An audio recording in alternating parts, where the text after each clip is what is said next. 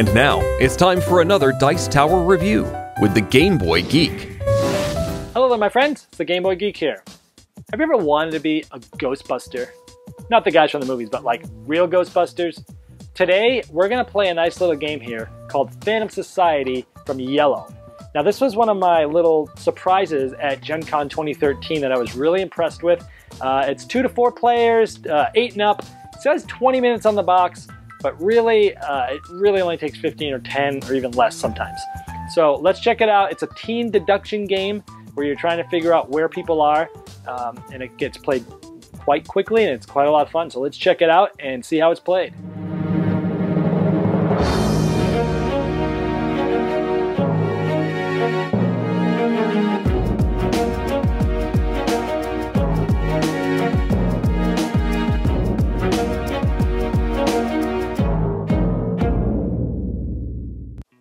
In Phantom Society, essentially you have 2 players or 2 teams. One team is going to be the actual ghosts, and the other team is going to be the ghost hunters. Now, the rules say that to set this board up with these tiles, each team gets to pick which tile goes where in order. If you're playing with new players, I just suggest putting them out randomly because you won't really know where to put them. So this is just set up randomly here. One team is going to be the ghosts here, and the other team or person is going to close their eyes or turn their backs. So the ghost hunters do not know where the ghosts are putting these. So you have one ghost of each color, white, red, green, and blue. And you're going to put each of these on this. So I'm going to put the blue guy under this one. He fits right there. I'm going to put the red one here. Let's see, I'm going to put the white one here. So we have here, here, here. And I'll put the green one over here. All right, so we have green, white, blue, red.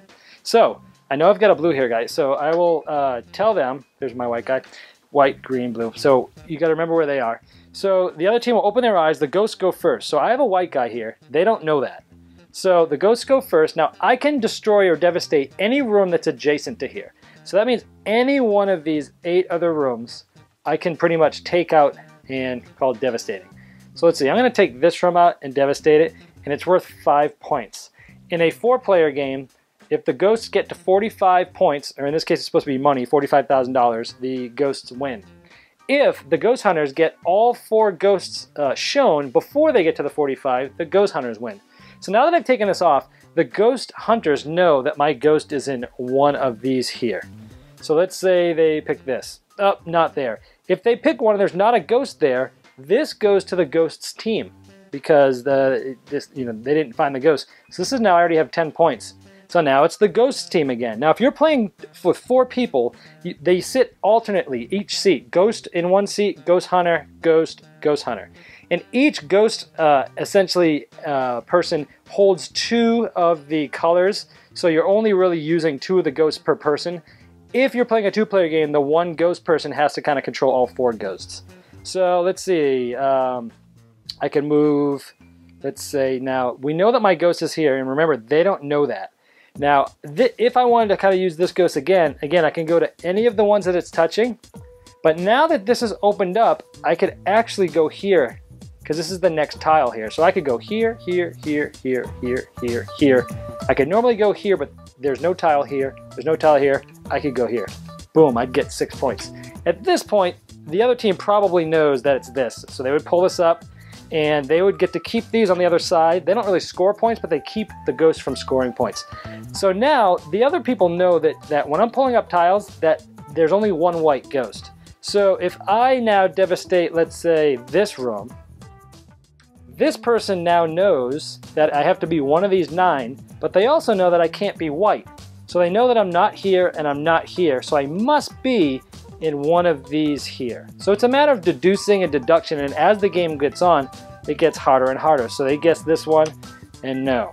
And so this goes on and on over and over again until, let's say, the ghost gets this one and they pick this one and they guess my green ghost. And so now they know that it's only blue and red are left. And so let's say the ghost destroyed this and then they picked this and they found my red ghost. And now there's one ghost left. So this goes on and on until either this team gets 45 points with 4 players or 50 points with 2 players. Or if the other team finds all the ghosts beforehand, like that, then they win. Now there's an advanced way to play this game that each player gets a set of cards. Here's one set, here's a second set. They all have the same first numbers, 3, 4, 5, 3, 4, 5, but they have different 1,000 markers to make sure that it's always never a tie. So this person would bet how many points they think they can get if they were the ghosts. So let's say this person says, I think that we can get up to 52 points, or 52,000 here. So they would discard these, and they would put these face down. And then this person, let's say they say, I bet you I could do 47. So they throw these out, discard these upside down, and these would get done. And once they're there, they both reveal, and this person says, I'm going to do it in 52, and this person says, I'm going to do it in 57. The higher team is the ghosts, but they only have to get whatever the lower total is. So this team would be the ghost for the round, and they have to shoot for 47 points. And that's the advanced way to play the game.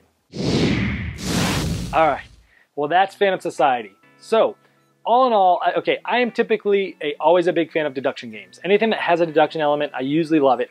About 15% of my entire collection has a deduction element in it. It's my favorite type of game. So this is a very light, very quick, easy to teach game that has deduction in it for teens. I've played it with 2, 3, and 4.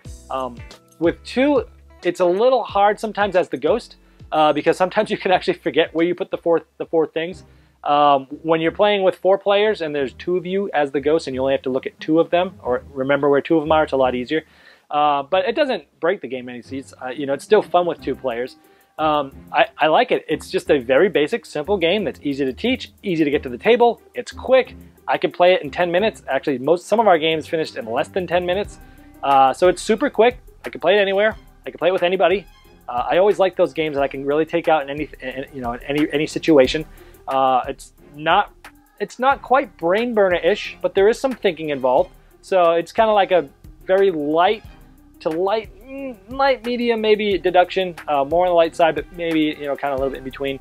So if you like deduction games at all, you'll probably want to check this one out because it is a lot of fun. Or if you're just looking for a really quick game that 4 people or 2 people or 3 can get in, you might want to check it out because it is a lot of fun trying to figure out where everybody is, and you're trying to throw each other off. And then when you add that additional thing of bidding for who's going to be the ghost, that adds a cool element too. So if you like light deduction games and you like quick, easy games that can get on the table quickly and played a lot, you got to check out Phantom Society.